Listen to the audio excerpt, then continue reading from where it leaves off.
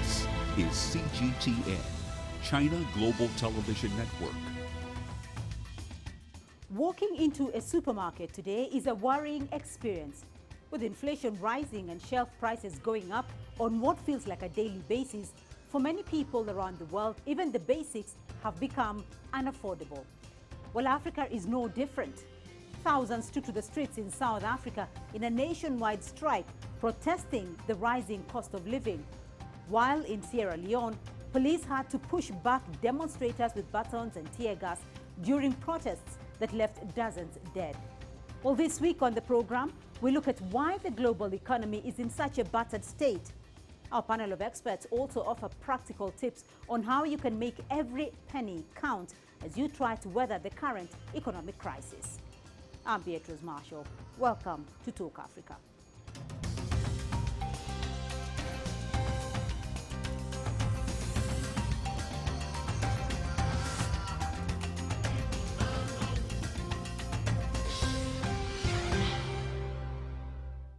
Now, the problem of managing the soaring cost of living is one that is impacting us all in one way or another. Before we begin our discussion, let's hear how these costs are affecting some people around Africa and their reaction to government's response to the problem. Cost of living has changed a lot around us. I used to spend 15 Rand for taxi, just my single trip. Now I spend 20 Rand. So a return in all for a day is 40 Rand. So you can say 40 Rand times 26 days a month, then it's a disaster. I've got 2 kids that I must look after still. A 2-year-old and a 4-year-old, you can imagine. It's affecting me so much. To feed now is a serious problem. You can't give your children a balanced meal anymore because anything you buy today, if you go to the market again to buy it, it has doubled by 2. So the money is not flowing, so it's affecting us. It's really hard because sometimes you can't afford now to get some of the things that we really need to use, but due to the high prices and the low income earnings of the people. Any money that you carry go market now, you'll be surprised what you see in markets. What you bargain is not what you're going to see. So the thing is always a problem. It's always being an issue to the family. When you want to buy something today, the next day if you go, what you have is not what you're going to buy. So this is always causing tension in the family. I wish I could do something, but I can't. If you look around, things are becoming worse. Nothing's becoming better in this country. Everything is just going AWOL. Yeah. If you suffer, you're suffering even worse now. I was thinking to my family, saying, maybe I could start selling some bags, those nice bags to people, I don't know, just to have some cash on the other side, not just having my salary. Improve to find ways of securing the bag, the pocket. You have to make sure that you have the money because crying alone won't solve much because the costs are high and that is the thing. So in order for you to maintain or sustain your life, you have to increase on your earnings to make sure that you can be able to afford. There's nothing you can do. You are not the government. The dollar increasing, they say everything depends on dollar. So since the dollar is still increasing, you can't manage. It's beyond managing. You can't manage anymore. Like if you are working and they are paying you 100,000 and you remove 30,000 to buy rice, how many is remaining? You have not paid your house rent. Government doesn't care about it at all. Doesn't care if you afford, don't afford, if you're suffering or don't suffering. Doesn't care at all. The government had to see the cry of the poor masses and hear their cry because for long now people have been talking both in radio that things are very hard, but we expected to see the difference. But till now we never see the difference.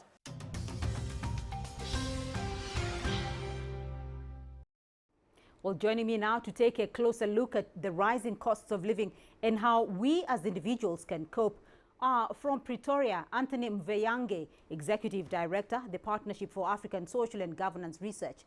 From Lagos, Seyon Hundeyin, founder of Seyon Oils. And from Johannesburg, Nicolette Mashile, founder of Financial Fitness Bunny, a consumer financial education content agency and author of the book, What's Your Move?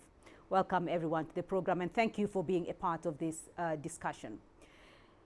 Anthony, if I may start off with you, because according to the UN Trade and Development body, UNCTAD, billions of people are facing the greatest cost of living crisis in a generation due to rising food and energy prices amid rapid inflation and increasing debt. First off, how badly are global economies being hurt, in particular African countries? Thank you very much. I think the situation is worse. It's very bad. The recent statistics from IMF and other developed countries do seem to indicate that there are about 53 countries in the world that are actually facing a very difficult situation. And some of them have started to renegotiate their loans with IMF to cushion their economies. So I think that the situation is worse. We are seeing, starting with Sri Lanka as a case in point, as you pointed out, Sierra Leone is also a case in point. We have seen conversation recently, Zambia managed to negotiate its loan. We are seeing tension in other parts of the world, even in the United States with rising prices. So the situation is really not good. And every country, everywhere we hear tensions on these prices and projections on the broader macroeconomic outlook don't seem to be offering good news to people. So there's a bumpy that is coming ahead of us, and countries and individuals and citizens will need to get ready to face this upcoming swing. Anthony, when you talk about the economics is not looking good, in terms of a day-to-day basis for the common man, what are we seeing here?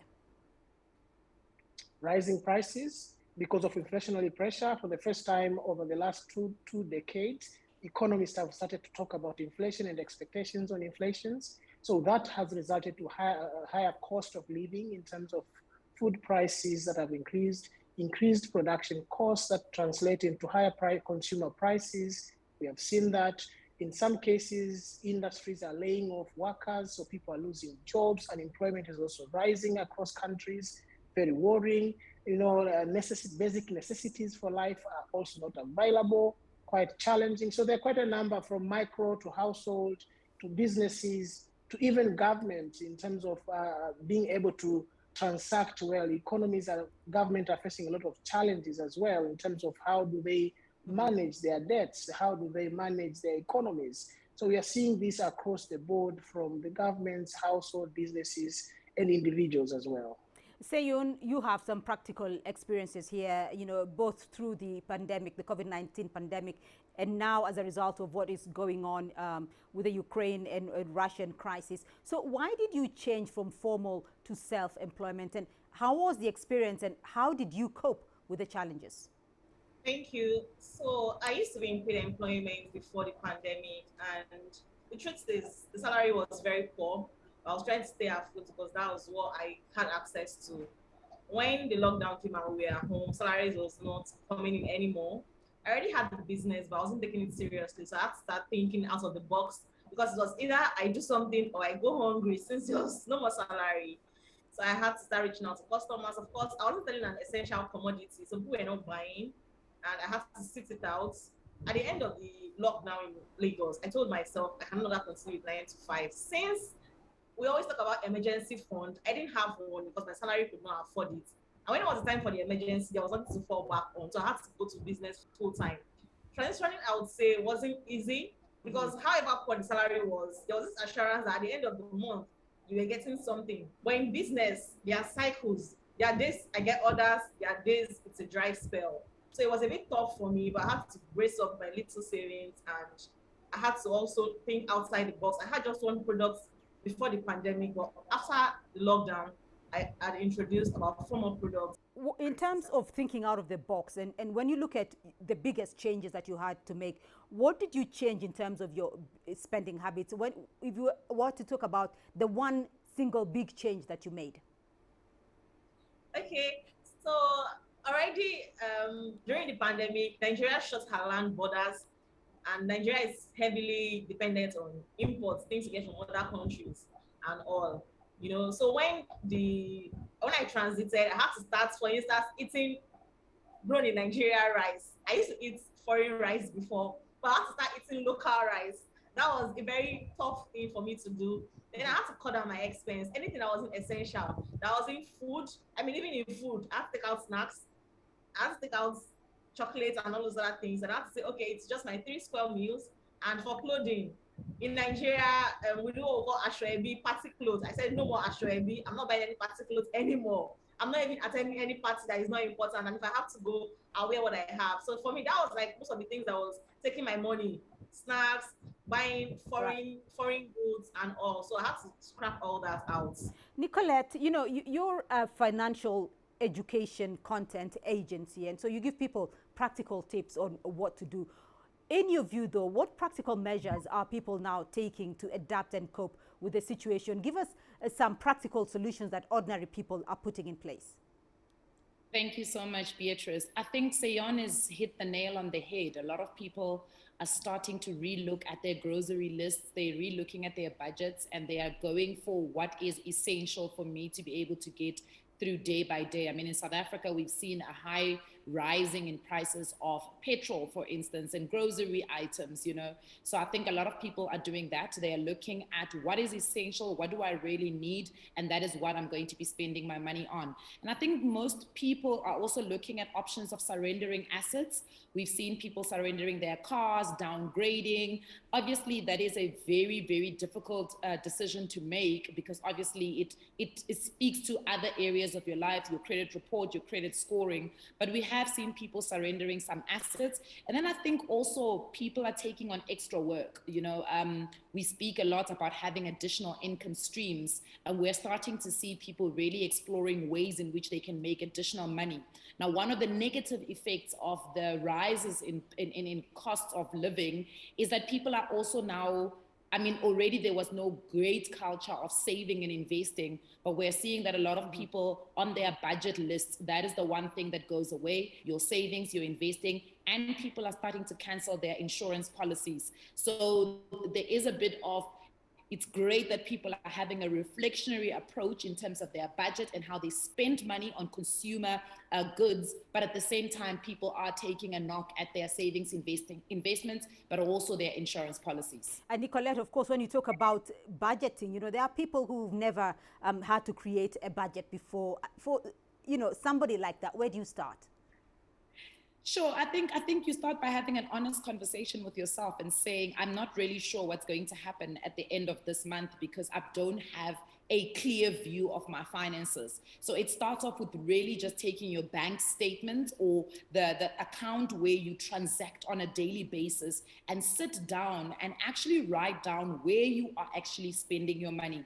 There are obviously, like in South Africa, there are apps, mobile apps that can assist you with these kind of things where you link your transactional account to the app and the app will classify for you where the majority of your spending is going. I think that's the first step, Beatrice, is understanding where am I? And how can I potentially find ways to cut my spending in those things? I think that's the first part. Because let's be fair, budgeting can be very overwhelming if you've never done it. And a lot of us budget up here. So we keep it in our head and we think that if I know what I'm paying for every single month, then I should be fine. But it's such a game changer when you sit down and you actually write down, this is how much money I'm spending on food. This is how much money I'm spending on fuel, how much money I'm spending on savings and investment.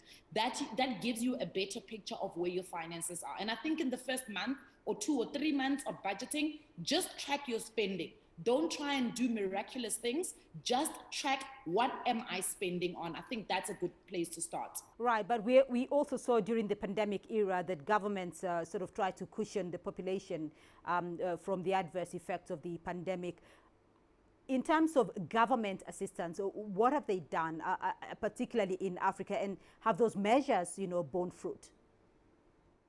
Well, unfortunately for governments in Africa, there are 3 or 4 layers of interventions that have been done. One, the short-term intervention, especially for the most vulnerable people, providing the relevant cushions that the families and households would need. They seem to have worked, but we all know that most of the time, African governments do this at a bigger risk, and the risk is they go on borrowing spree.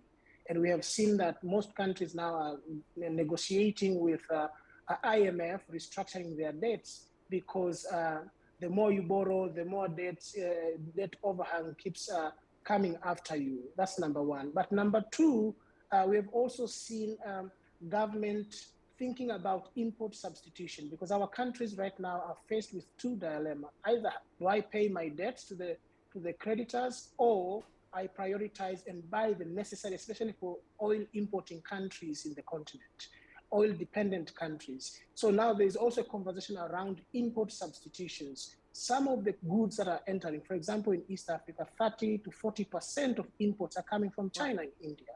And to buy from China and India, you need to have foreign currency. With all this inflationary pressure, our countries are facing a lot of pressure. Now, do we need now, to echo the first speaker, do we need to start thinking of producing things locally? Right. Do we need to focus on local production for things that would meet our basic necessities? We are seeing some movements on governments toward that space. Seyon, let me get your view here as a small business owner. Did you receive any assistance from your government, and how did your business survive during the COVID pandemic and now during the Russia-Ukraine conflict? Thank you. During the pandemic, the truth is I spent both my capital and my profit. Remember I said I was still working, but I wasn't collecting salary. So that was the only thing I could fall back on. So I spent everything. I had to go back to business with a grant from family.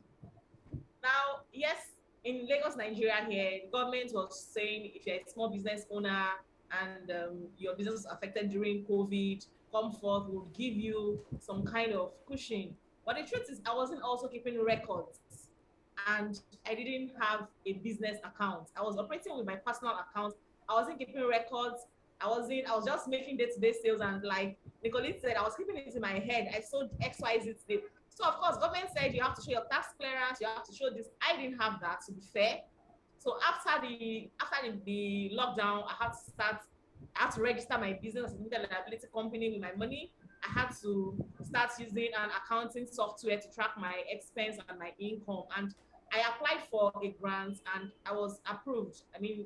2 months ago. I've not gotten the cash yet, but government gave grants, but you need to have a proof that you're in business, because again, anybody can come and say, I'm doing business just to collect something, but I didn't have all those. So I didn't get it then, but I've gotten it now. All right, we're going to take a short break now. Very incisive discussion here. When we come back, we'll have more on practical ways to reduce our personal spending and be able to save in these challenging economic times. To stay with us.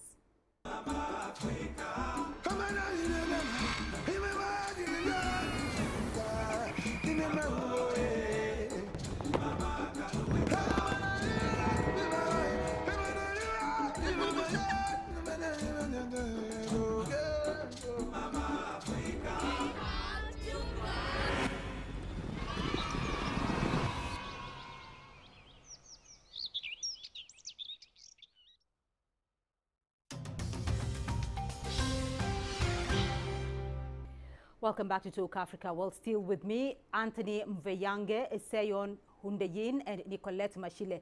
Before the break, we looked at some of the reasons for rising inflation and its impact on us. Well, let's now take a closer look at what we can do to adapt to these challenging economic times.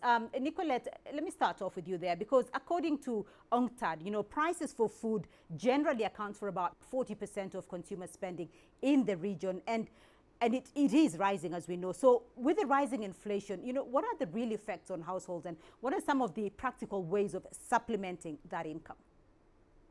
Look, I've got a theory that says you can only reduce so much until you start eating your own fingers.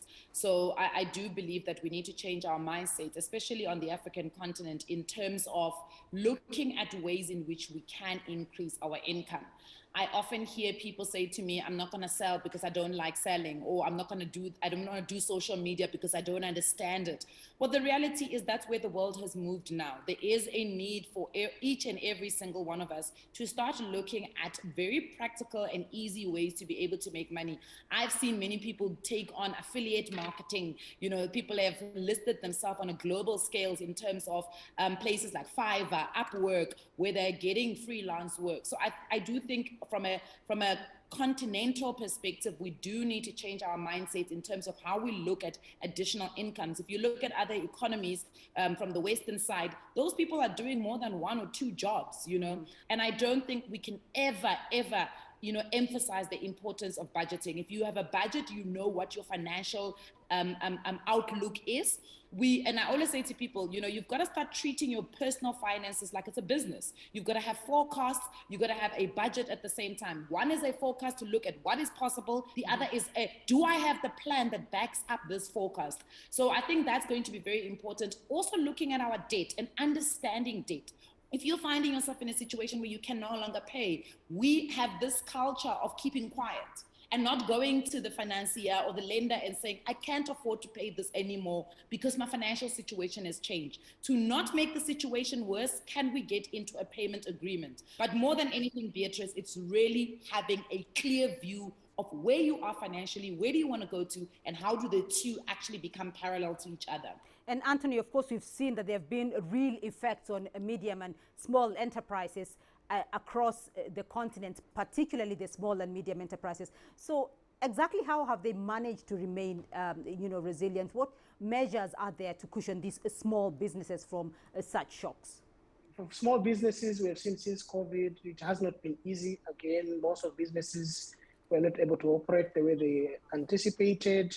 We have seen government intervening in terms of credit guarantee schemes that are offered, but there has been complaints in terms of the processes to access such resources for businesses. We have seen businesses becoming more innovative, cutting down costs, laying off workers, to be able to sustain their production and continue to supply. We have seen businesses embarking on digital spaces, marketing online, so that they also minimize and take advantage of the existing communication and information and communication technologies. There's so much more that businesses could do. Competition has become quite stiff, and leveraging on partnerships. We have seen some partnership between businesses. For small businesses, we have seen some creativity in terms of designing solutions that are relevant. For example, during COVID, we have seen people who are even supplying. They used not to supply, they have adapted to what COVID dictated. But I think they would need more support from government in terms of the policies and regulations that are put in place, in terms of the reliefs that are offered, not only to household, also to businesses, especially tax reliefs and ambiguities of taxes that we have seen across different countries, because government are borrowing heavily and they want to recover and generate more revenue. They charge more taxes that in a way also affects businesses. All right, we're going to wind up in a moment, but before that, I want to get your final thoughts. Seyon, let me start off with you. What are your final thoughts on how to get how to get through this current crisis? Okay, so I want to say that the way the world economy is going, we're going to be in this crisis for a very long time. What I would advise people to do, especially business owners, is make sure whatever you are doing is meeting a specific need. Don't go into business because you think you have a hobby. It has to be something people are requesting for. That way you keep the cash flow going. Otherwise, your goods will be tied down. Also, cut down on unnecessary costs. Anything you do not need, anything you think you can source from your home country and sell, please include that in your business. Also, I cannot stress the importance of keeping records. It is very, very important, not just because you need it for loan purposes, but to know if you are staying afloat. Because you might think you're actually making profit, but you're making a loss because you're not keeping track of your income and your spendings. And finally, I would say pay yourself a salary. That's something I've started doing. I pay myself salary from my business every month. That way, I don't go back to my farmer vomit of spending my business money. So once I take my salary out, every other thing that is left there is for restocking and has to do with my business. So that's what I will tell people that are in business or want to go into business. Make sure your business is meeting a need. Make sure you cut down on unnecessary spends, especially from foreign countries. Also pay yourself a salary and make sure you keep records. Very, very important. All right, Anthony, your thoughts? I want to focus more on the policy side because we see a lot of policy response from governments. One, I would encourage African governments to reconsider this borrowing spree that they embark onto, because what, if anything, we have learned, it plunges the country into the longer term impact. But at the same time, I think if they choose to borrow, it needs to be done such that it is also trickling down to the people who need it the most. That's important. I think social protection is very important. And social protection here, we're looking at both household level, especially for those who are most vulnerable currently facing the crisis and affected badly, for businesses in terms of regulating policies that are favorable to ensuring that small businesses, MSMEs, stay afloat, because a huge chunk of our economies are driven by these MSMEs. The need for governments to reduce foreign dependence is very key. We see our economies being vulnerable to what is happening in Russia and Ukraine. We see what is happening even when COVID-19, supply disruptions that happened in China. If these crises, there's one thing that comes out very clearly: the need for African governments to be independent, to reduce foreign dependence. The need to support business to source their goods locally. You know, Africa is rich. Africa has so many things. How do we strengthen productive capacity of our businesses, of our people? So in the event we have shortages caused by external shocks, we are still able to remain afloat. Business can continue, household can still sustain themselves. And I think what is the last point I would like to make: price controls. This is very important. So there's a need for government to regularize prices, to making sure that the most vulnerable are not affected. The rising cost of fuel for a household, the rising cost of fuel and materials for businesses, rising cost of fertilizers for farmers, all of these have a trickle-down effect, and they require government to intervene in terms of practical support that will go into rectifying the situation that families, businesses, and normal citizens are facing across the continent. Right. Nicolette, you have the final word. Look, I think one of the things that we can always say is that when the economy looks like this across markets, there is also an opportunity to take advantage, you know. So if you do have additional money, which is not everybody, do look at investment opportunities that are available. That's one thing. The other thing is, don't hoard cash, you know. In a high inflation environment, it means that the value of your money is going to easily be lost. So I think that's also important to remember, how inflation actually erodes our money. So it's important to also look at that. I think the third thing would be, look at your investment portfolio mix. You know, do you have an all-weather portfolio? Speak to your financial advisor. I think many people they invest with the financial advisor and then they just walk away from it and hope for miracles to happen. But the reality is, you've got to have a check-ins with your financial planner, with your financial advisor, and say, where are we? Are we on track? Are we on course? You know, then walk into your boss's office and ask for a raise. You know, there are companies that are still strong and they still have a good book in terms of their profits and their revenues. Go into your boss's office, tell them that the cost of living has gone up. Can we find ways in which we can give me a raise? If not, then you've got to find other ways to make additional income, because that's going to be very, very important. And the reality is, with the high unemployment in South Africa, with, you know, the small sizes of salaries in this country, it is important to make sure that we are increasing and continuously increasing our income streams. And then I think also the last point, Beatrice, that I'll make, let's get in touch with financial education. I think for a lot of us, if we start to understand some of the things that we're dealing with, it's easier for us to have conversations. All right, we're going to leave it there for the moment, but thank you all very much for your insights and that discussion. And that's all we have time for on this edition of Talk Africa. A big thank you to all our guests. Anthony Mveyange, he's the Executive Director, the Partnership for African Social and Governance Research. Seyun Hundeyin, she's the founder of Seyun Oils, and Nicolette Mashile, founder of Financial Fitness Bunny, a consumer financial education content agency, and author of the book, What's Your Move? Well, remember, you can be a part of this conversation online through our social media handles on Facebook and Twitter, and you can also catch the show on our YouTube playlist. To keep the conversation going, and join us again next week for more Talk Africa. From me, Beatrice Marshall, and the team here in Nairobi. Until next time, bye-bye.